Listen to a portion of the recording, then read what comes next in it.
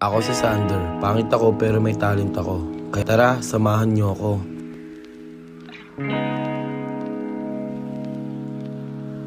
Ngayon po pala ay magluluto tayo ng sweet and sour na manok dahil wala na kami maisip kung ano pong lulutuin namin. Kaya ang una natin gagawin ay maglalagay po tayo ng cornstarch at saka syempre lalagyan din natin ng asin at saka pangpakulay.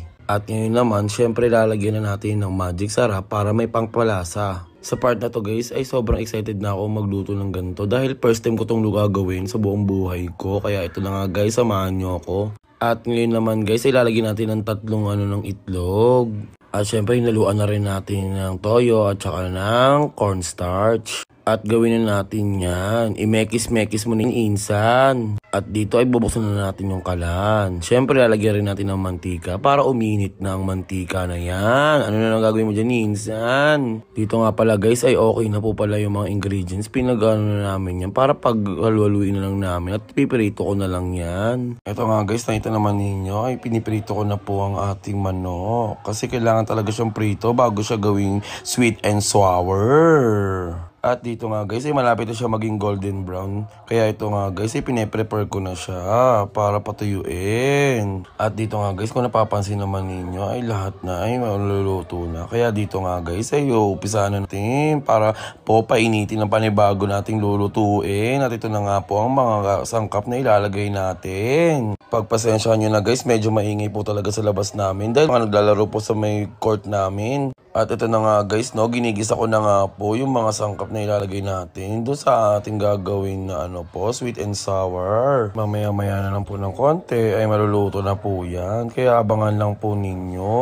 At oo nga pala guys, sa lahat po ng mga baka po gusto ninyo i-follow sa Facebook dahil namimigay po ako ng GCash sa Facebook po. Kaya kung ikaw ay nanonood dito sa aking TikTok, pumunta na po kayo sa aking Facebook para makita po ninyo ang aking mga bagong upload. Dito nga guys, inilagyan na po natin ng ketchup yan para po magkulay pula na siya. Dito ay ating imekis-mekis na para magalo-halo na yung mga lasa. At ito na nga guys, pinapakuluan na nga po natin siya dahil lalagyan ko na po siya ng panibagong recipe. At ito na po ang ating pineapple tidbits. Ihalo na natin siya para magalo na talaga yung sweet and sour niya. At syempre pagkatapos natin ilagay yan ay maglalagay na rin po tayo ng soy sauce. At ito nga po ay lalagyan ng Mamacita oyster sauce. At dito nga guys ay hinalo-halo na natin yan. Mekis-mekis mo na yan, insan. At para maano natin ng asim, lalagyan natin ng suka yan para talaga maging sweet. At after nyan ay ipapatong na natin yung mga pinirito nating manok. O yan na guys, nakita naman ninyo, iniisa-isa na natin siyang ipatong dito sa ating niluluto. Guys, oo nga pala guys, ano kaya magandang mga i-content dito? Baka pwede po kayo mag-suggest dyan para gagawin ko na lang. Kasi nahihirapan na rin ako mag-isip ng mga i-content ko, kaya nagtatanong na rin ako sa inyo at nagtatanong na rin ako sa iba. At dito nga guys ay tapos na ang aking niluluto, kaya titikman na natin siya kung ano ba talaga ang lasa.